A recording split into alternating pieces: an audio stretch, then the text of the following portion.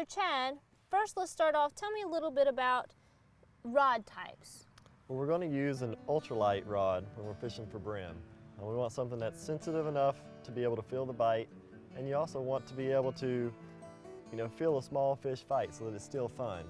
We have a spinning reel, and the line that we're using today is 6-pound test, and anything less than 6-pound test is adequate for a brim.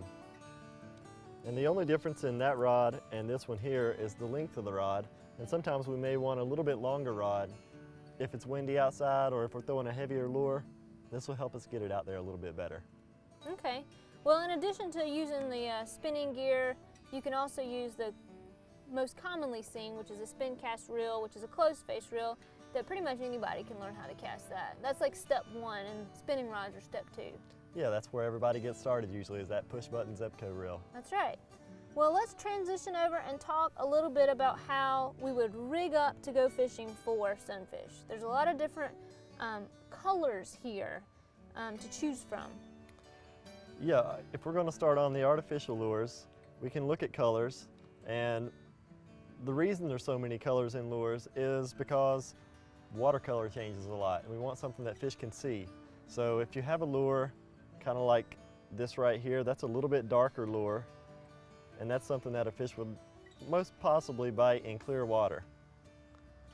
This is a beetle spin, and it's got that bright green body, and you've got the silver blade here, and this is really good in stained water. Then if we're going to talk about live bait fishing, like what we were doing earlier on the lake, we were using a bobber rig at one point. You just want a small bobber, something that the fish is going to be able to pull under the water, because these are small fish that we're catching.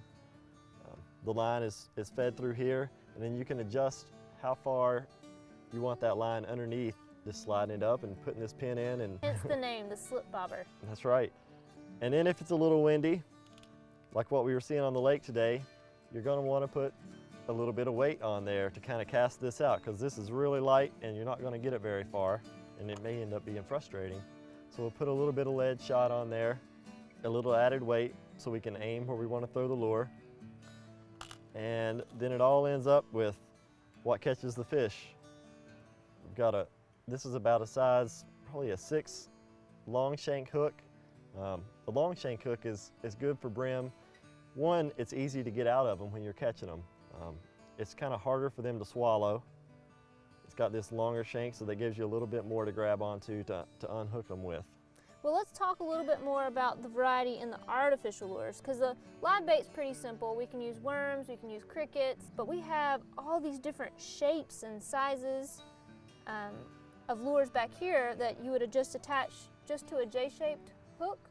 Yeah, a J-shaped hook, or possibly something, you could put a jig like that on a little jig head like this, and that would give it a little bit of weight, and you could fish these up and down like on the first fish attractor we fished this morning where it was deeper water, and this little bit of weight here will help us get that lure down, and then we can just kind of jig it straight up and down, kind of similar to what you would do for crappie fishing. Okay. And it's really good to have a lot of this variety so you can try things out.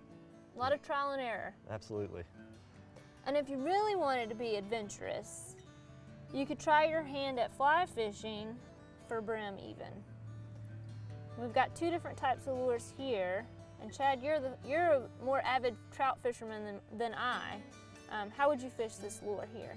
That lure you would just attach to the end of your tippet on the end of your fly line, and you would cast it out and give it real short jerks, and it's going to make a popping. It's got a cupped front to it, so it'll make a kind of a popping sound as it goes through. It'll catch a cup of water as it goes through the water, and the brim will come up to the surface and inhale it.